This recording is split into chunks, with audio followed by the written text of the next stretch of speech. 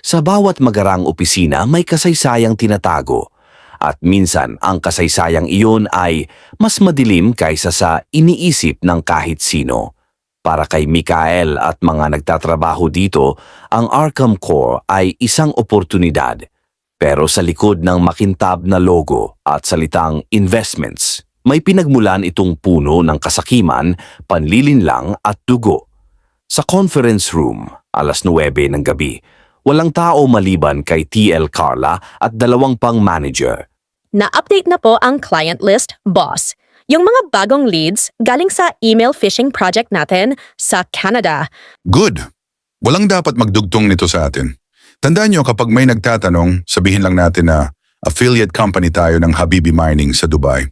Pero boss, baka matrace na naman yung huling transaction sa Macau account.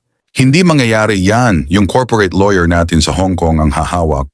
At kung may makulit na empleyado, alam nyo na ang gagawin. Ang mga usapang ito hindi naririnig ng ordinaryong empleyado. Pero ang katotohanan, ang Arkham Corp ay hindi kailanman nagkaroon ng kahit isang tunay na investment project. Ito'y itinayo 3 taon na ang nakalipas ni Nathan Serrato, dating fixer at black market gold dealer sa Mindanao. Biringan City o mas kilala sa tawag na City of Gold, 9 na tao na ang nakalipas. Si Nathan ay sangkot sa bentahan ng Peking Gold Bars na gawa sa tungsten na binalot sa manipis na ginto. Nang halos mahuli siya ng Central Bureau of Investigation, tumakas siya patungong Jakarta. Doon niya nakilala si Mr. Azimo, isang Indonesian-Chinese ringleader na dalubhasa sa tinatawag na Investment Ponzi Cascade. Ang plano niya ay simple pero malupit. Gumawa ng Peking investment brand na mukhang international, may website, brochure at Peking mga press release. Mag-hire ng mga Pilipino na marunong mag-English para tawagan ang mga biktima abroad at local. Mangolekta ng initial investment at ideposito ito sa offshore shell accounts. Magsara ng kumpanya bago abutin ng mga reklamo tapos magbukas ng bago sa ibang pangalan. Lahat sa opisina ay idinisenyo para magmukhang legal. May framed certificates sa dingding, lahat peke.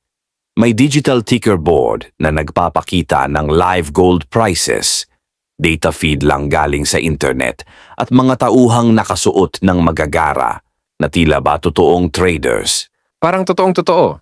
Pero bakit wala akong nakikitang actual portfolio reports ng clients?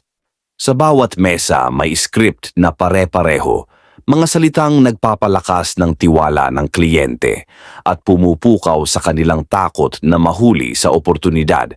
Sa pinakasulok ng opisina, may nakalock na pinto, ang server room. Dito nakaimbak ang real database ng kumpanya. Hindi ito konektado sa opisyal na SHMRI, MRI na nakikita ng agents. Sa database na iyon nakasulat ang totoo. Listahan ng mga biktima, pangalan, edad, at halagang kinuha sa kanila. Mga offshore bank accounts, Cayman Islands, Macau at Dubai. Mga code names ng mga financier ng sindikato.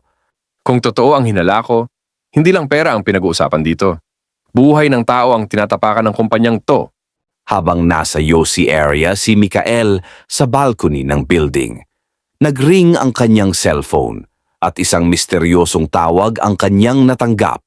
Report status. Status confirmed. Activating phase 2. Ano kaya ang misteryosong tawag na natanggap ni Mikael?